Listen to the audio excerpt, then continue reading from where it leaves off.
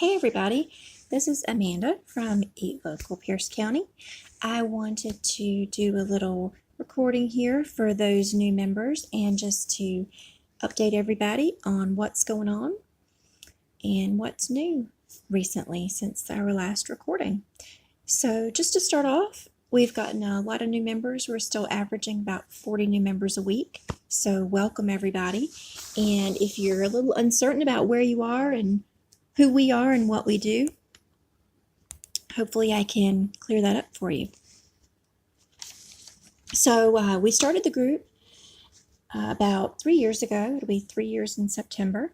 And I started it when I moved to the Tacoma area from Illinois to just try to connect with other people who were really interested in getting fresh, local food to our families and figuring out a way to make sure that the farmers were connecting to the community and we were able to have a conversation versus kind of the demeanor and the circumstances surrounding traditional farmers markets where you go and you're really there to buy a product, and maybe it's a little inappropriate to take up a lot of the farmers' time when they're trying to stand there and sell their product. So this way we can ask a lot of questions if you have, specific desires for how your meat is raised, questions about what those animals are fed, or if you're buying produce, what's going on those crops? Are they spraying certain chemicals? Are they not? What's their sustainability like? Where are they located? Can you come out and visit and take your kids to see where their food comes from? All these questions that are really important in trying to get us kind of out of the corporate food system and figuring out what's real food, what's not, and what's the best choices for our families and to build a sustainable food system in our community. And personally, living on the southeast side of Tacoma, that's really important because we are in a food desert here, and we're lucky to have a couple of little fresh markets, but I guess the way that that's really defined is that it's the population versus how many stores in your area are selling fresh food. And if you are in this area of Tacoma or you visited this area of Tacoma, you'll see that we don't really have a lot of options, and farmers markets are kind of hard to come by over here. There aren't a lot of big farms in this area, although we do tend toward the Midland area, which is a little more rural, but trying to make those connections and bring that fresh food in and make sure that everybody has access to this food is really important. So that was my number one goal, is just to be able to talk to people and make those connections. And then we sort of started branching out from there. The group has really facilitated a lot of people who are trying to grow their own food and answering those questions from people who are really novice gardeners, really beginning gardeners. And I was there just a couple of years ago and, trying to figure out, do I have room on my patio or my porch? Can I grow this in a container? How much room does it need? How much sun does it need? How do I start the seeds? How do I save seeds at the end of the season? Ways that you can save money by growing your own food. And then the other end of that is, how do you prepare this certain food? How do you store it and make the most of it? Different varieties that might be good for this particular growing environment, the maritime environment that is here in the Pacific Northwest. All of those gardening questions that are really important. And we have a lot of master gardeners in the group.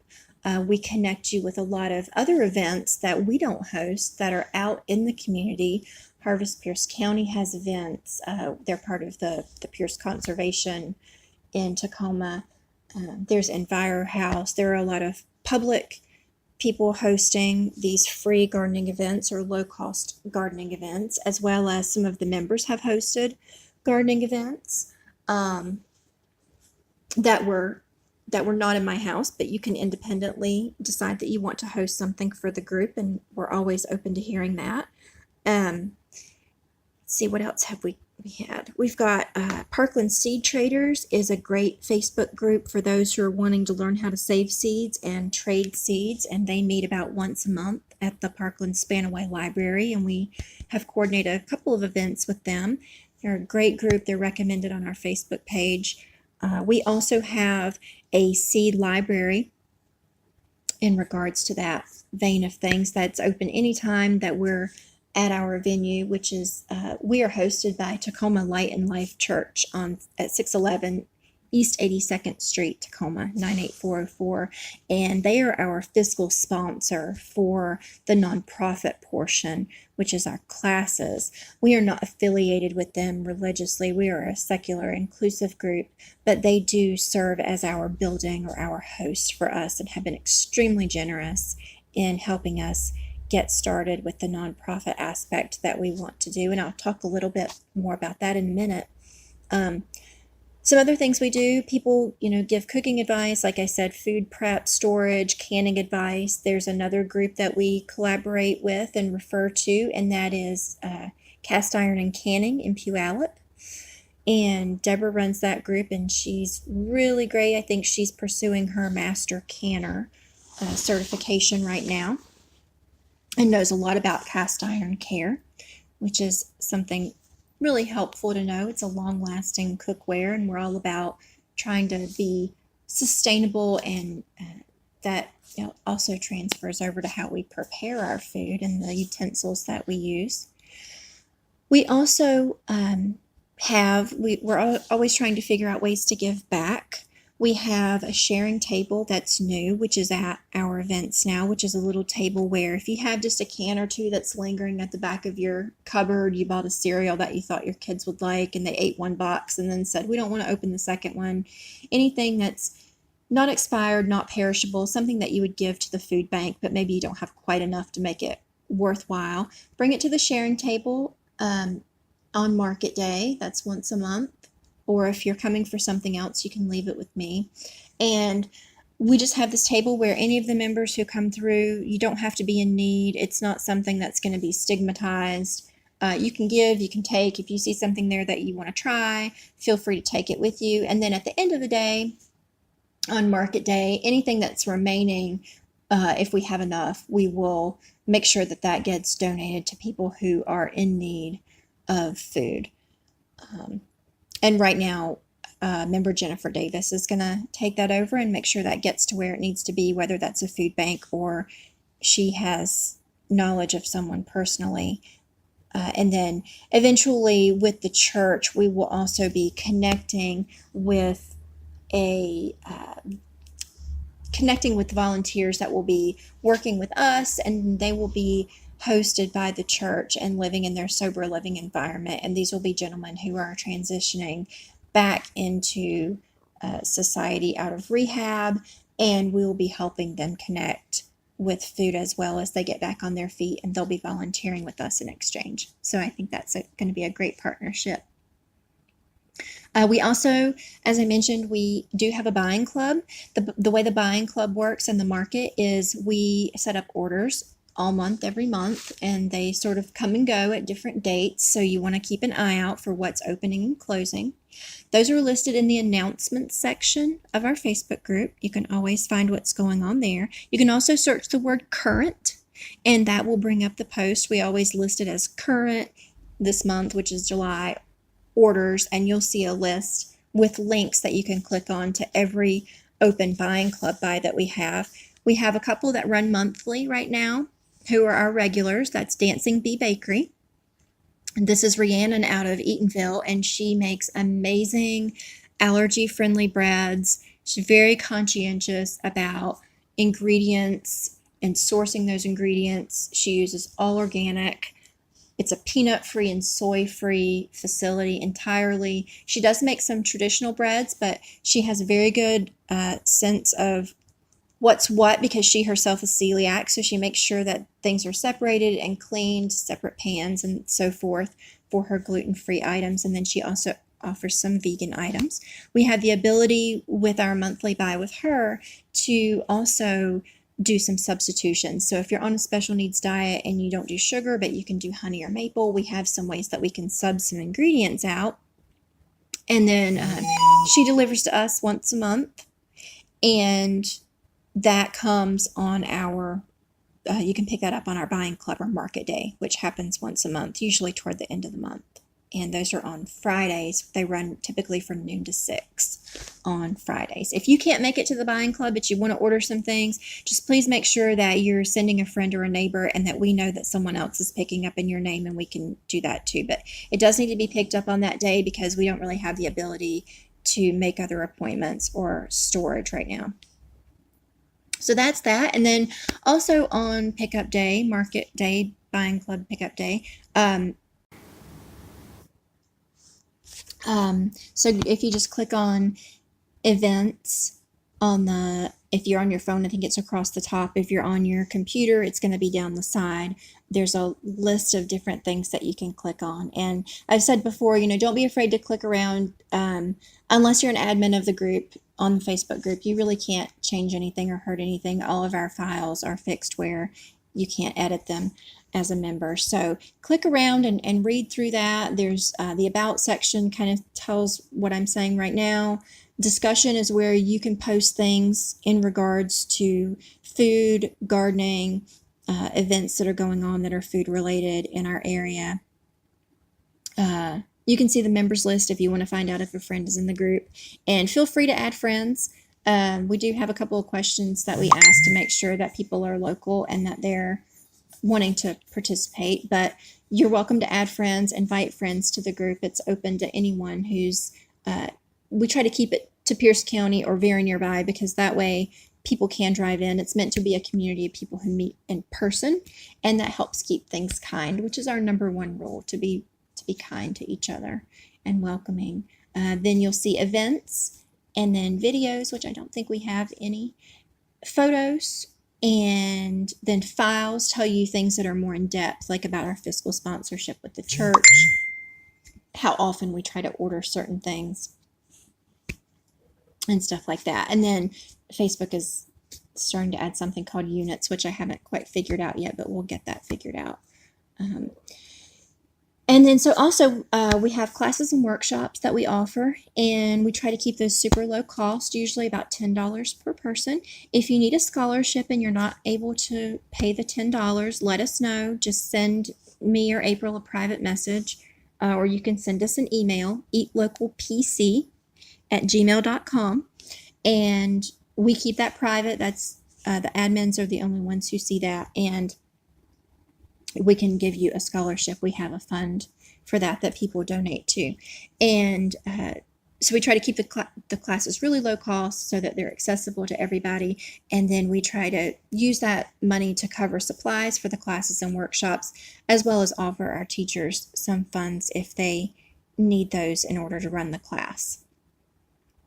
Let's see. And if you want to run a class or host a workshop, just please let us know. We're really open. We've had all kinds of things in the past. We've done things at members' houses, as well as we now have the kitchen at the church facility where we're able to seat quite a few more people. But we've done cheese making, we've done seed saving, sauerkraut, fermentation things, cast iron care, instant pot cooking. So basically anything to do with food, farming, gardening. If that's something that you have knowledge in a particular area and you want to share that, we would always welcome you as a teacher or a demonstrator. That's really valuable, and we want to make sure that everybody has access to information so that they can eat well, grow their own food, and live well. We also have a seed library currently, and that is in a little chest of drawers that was donated, which is really beautiful. That is full right now of seeds that need to be organized better. We kind of have them there alphabetically, but we need somebody who can work on that a little bit. And I think I have a list of folks who wanted to take care of that.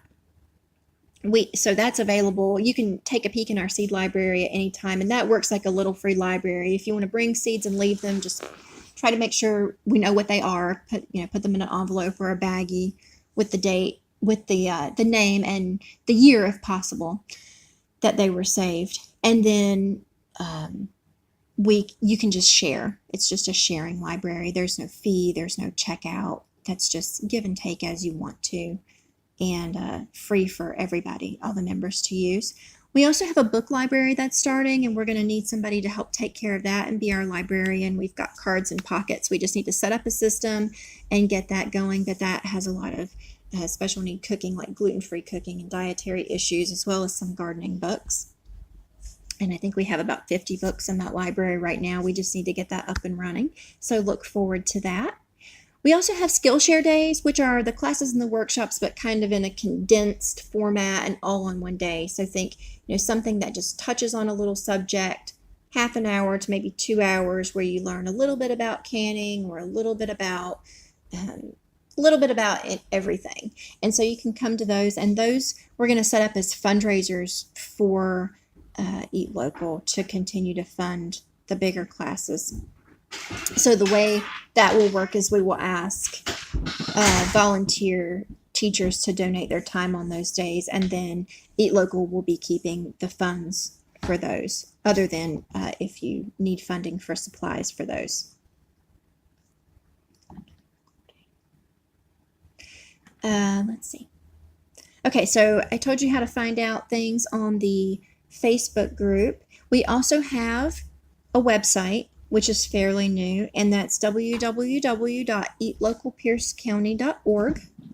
And you can find a lot of things organized there. We do have a members only section, so unless you've signed up to be a member, you can't see that section, but that organizes all of the buys that we have for the month. That gives you a link to all the upcoming events. That also gives you access to the member map, and you can choose whether you want to be on there or not, but that's a map for members and farmers who ask to be on the map, and it doesn't give exact addresses unless you request, just a general idea. That way, if you're in a pinch and you do need somebody from Hilltop to come pick your order up, you can see what other members are close by, if you're in UP, etc. And maybe you can carpool or you can coordinate like that. We also have an area with links to our farmers and our vendors on there. And then any announcements that we have of special events or special things that we need to say. We have a donate button that tells you how you can give back to us. We don't currently have a way to donate money online, but if you're interested in making a monetary donation, you can just let us know by using our email address, and then different ways that you can contact us. And then also how to volunteer. We always need volunteers for the garden that we're installing, as well as the events. Sometimes we ask to be hosts at events and set up at events, and we need people to help kind of man the table and give information about who we are and what we do, and be kind of the face of the group on those days. Sometimes we need manual labor, not a lot, not typically very heavy. We had to move a freezer a couple of times. Sometimes we need a truck for something. Sometimes we need transport between here and Seattle, or between here and a farm. Other things that we need might consist of, right now we need somebody to help with the website and be a webmaster. So if that's something that you would like to do, photography is always helpful. And definitely people who come and participate and help us out on pickup days. We always need folks behind the scenes to help sort the orders as they come in and make sure everybody's getting the right products. And then on the day of pickup, to help distribute those items and welcome people as they come in and show them how it all works and point them toward their order, and sometimes help them carry things to their car if they've gotten a lot, or maybe they have a disability. So those are the kind of things that we're looking for as far as volunteers. It really is a collective effort. Everybody, we expect everybody to help out and give back in order for us to stay afloat. We don't really operate like a food co-op or something where we're charging you a membership fee. So we kind of all are little cogs in the machine here to make this run smoothly. As far as the Facebook account, just to go back to that for a moment, you'll also notice that we have a profile, which April and I are the main coordinators for the buys, and the two that are online and most active in the group as far as admins.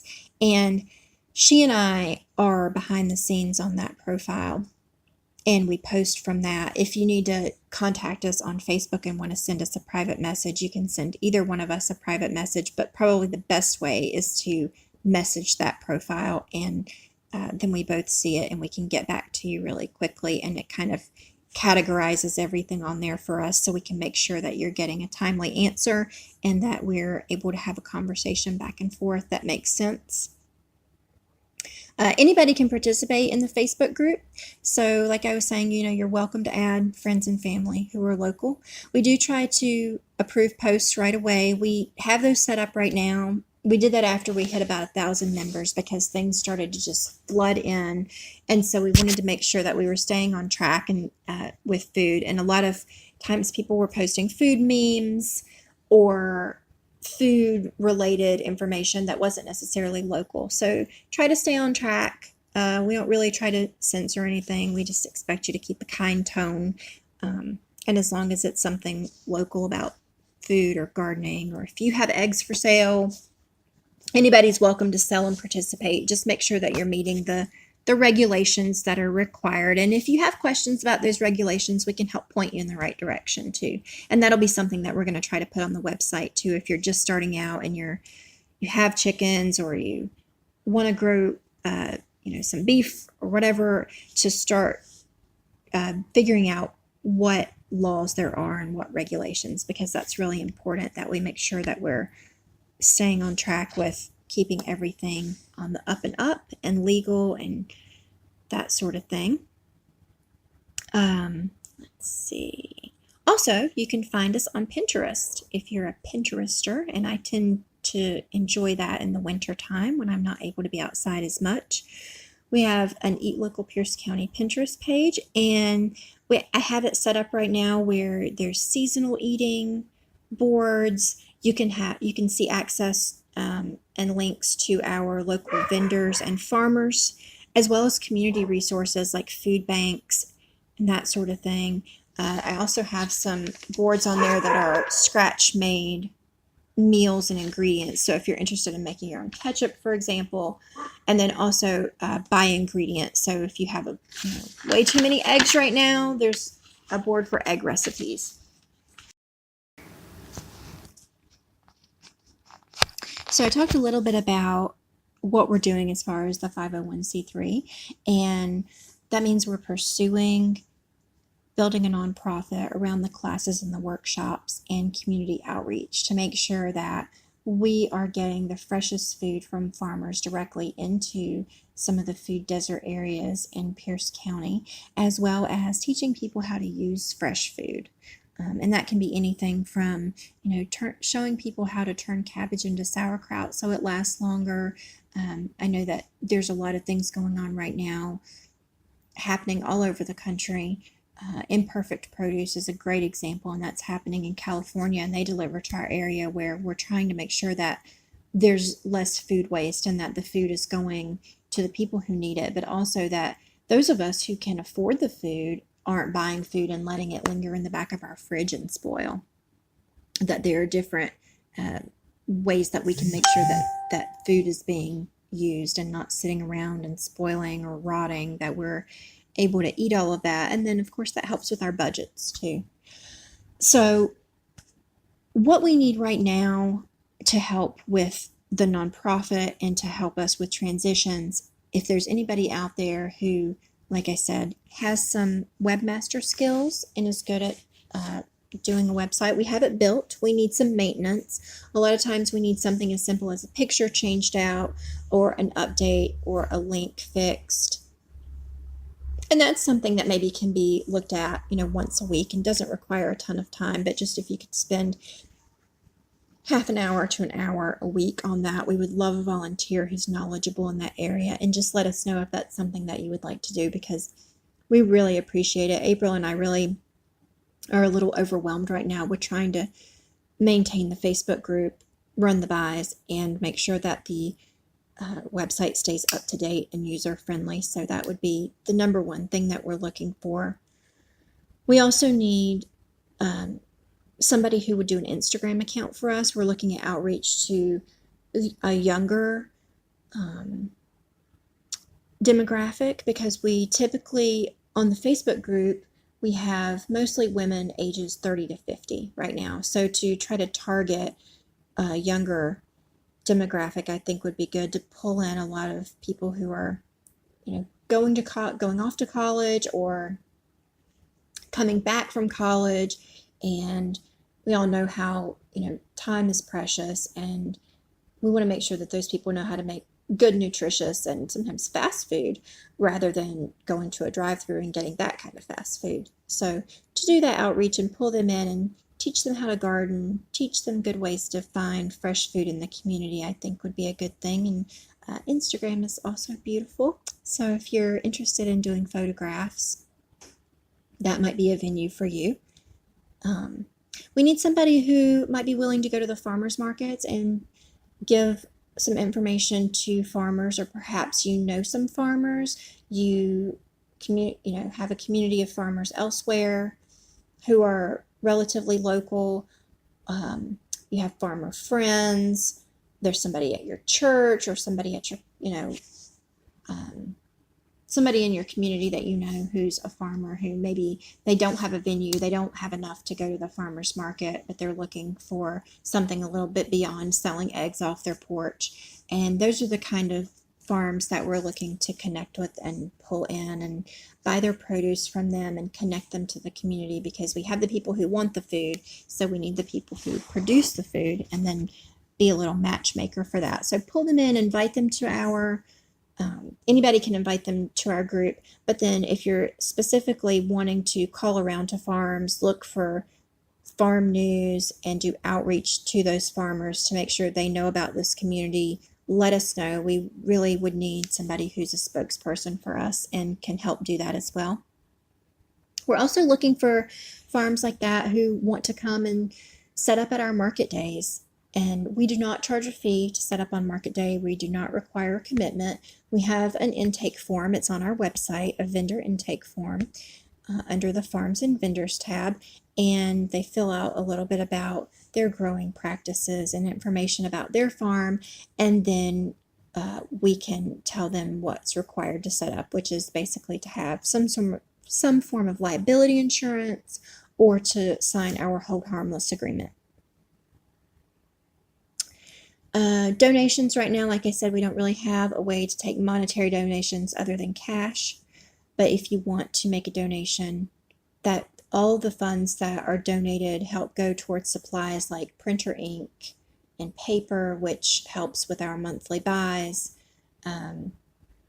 We also require funds to run the freezers and the refrigerators at the church. So we have a little bit of overhead, and then any additional goes back into supplies to fund more classes and do more outreach. And then anything extra that we have, if we're able to compensate people for gas money when we're doing transport, we have that money there and available.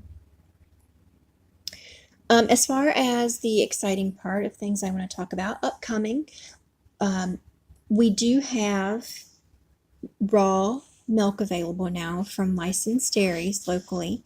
We have Gast Family Dairy, G-A-S-T, and they have a website, gastfamilydairy.com. You can order milk through their website. They're going to be delivering to us about every 2 weeks, which is about the lifespan for really fresh raw milk. And those pickups will be, again, at the church, which is our regular venue. If you've come to one of the pickups, you're pretty accustomed to that. If you've come to a pickup at my house, the church is literally right behind where I live. So that will be really familiar territory for you to come and pick up. So our next milk pickup as of this recording will be July 13th, 2018. Those orders are open, so go to gastfamilydairy.com and you'll fill in your information on their website like a regular order. And then as you're checking out, instead of the shipping option, you'll see ELPC, and you want to choose that one. And those orders will be open through the 26th. And then you'll pick up, scratch that. Those orders will be open through the 12th. They will be delivering on the 13th.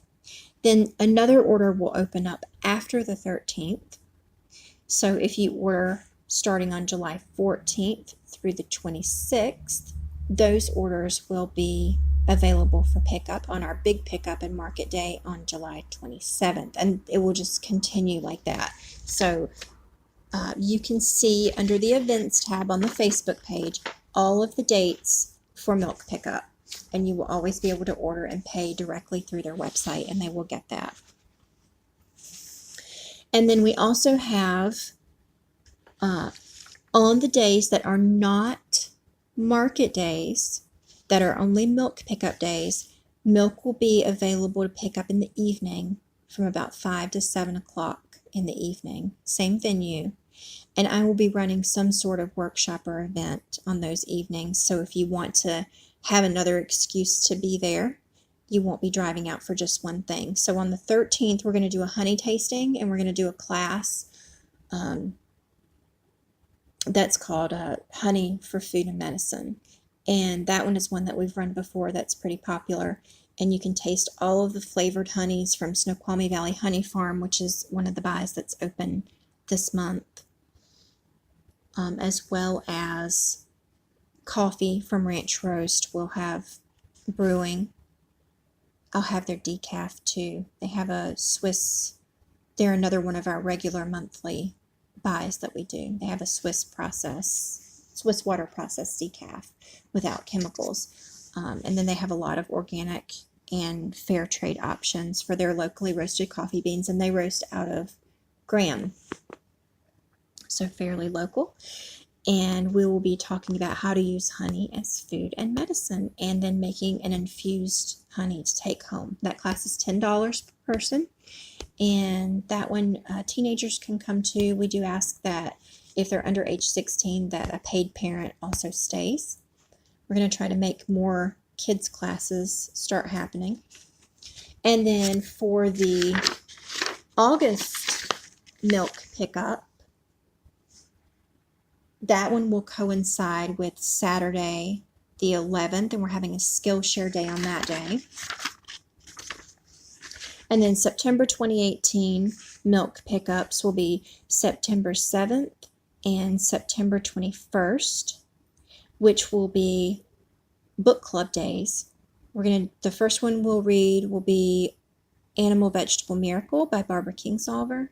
And then the second one we're going to read will be Fast Food Nation, and I think that's by Eric Slosser, I want to say. And what we're going to do is, those are free. You'll just bring snacks and come and talk about the book. So have read it before you come.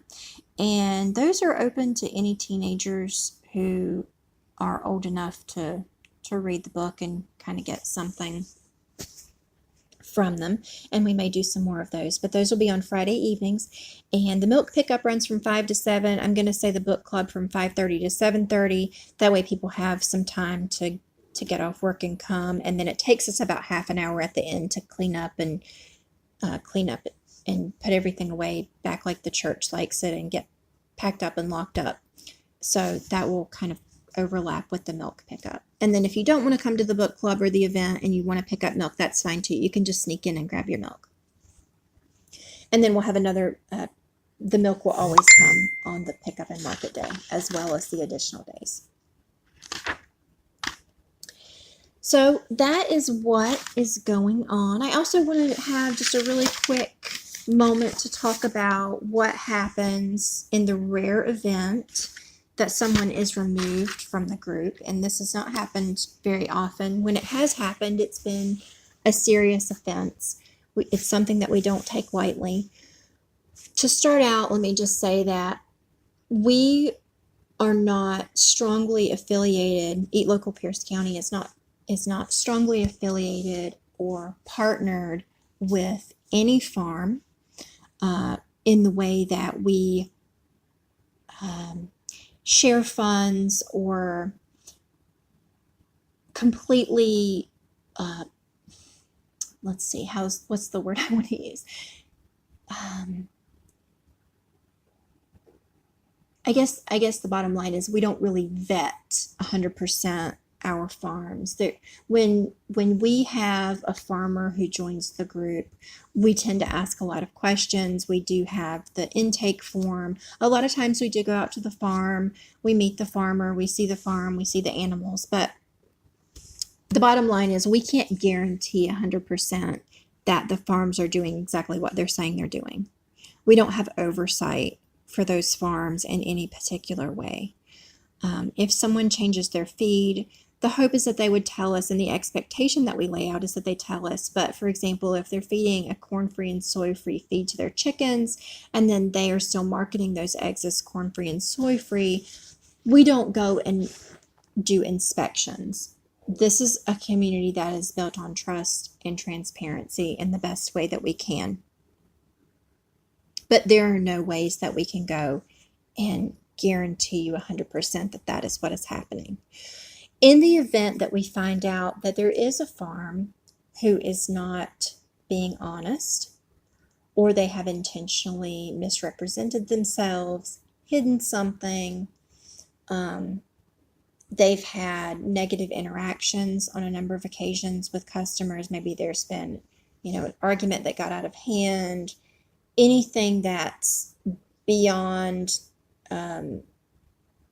civil discourse, if you're calling names or you're threatening, if you're not trying to build a positive relationship, and we get that feedback numerous times, that's grounds for removal from the group. Members can be removed if they fail to follow through with commitments, and that includes members who aren't farmers as well as farmers and vendors. If you're a member who's ordered something and you fail to pay, you've made the commitment to place that order and you fail to pay, or you fail to pick up and we're having to hold on to this item and try to track you down. If you've promised to volunteer numerous times and you don't show up, we always understand extenuating circumstances. I have a family, I have a farm, I homeschool my kids. There's a million things going on to pull me in a million different directions. I totally understand that somebody got sick in the middle of the night and we do not want you there because you have a sick kid who might be contagious. That's understandable. It happens. But if it becomes something where there's no excuse or there's no communication, there's no feedback, or there's an excuse every single time, then that creates a problem. And these are some things that we don't always then communicate to the group, because that just makes drama. So I'm not going to come to the group every single time and say, so-and-so got removed, we're not working with them anymore. Typically, I try to do that really quietly, and it's never fun. It's my least favorite thing to do in the group when that happens. And we would never then go and again create some sort of negative discourse where we're talking badly about a farm or slandering that farm. We want to make sure that farms are succeeding. Just because we are not able to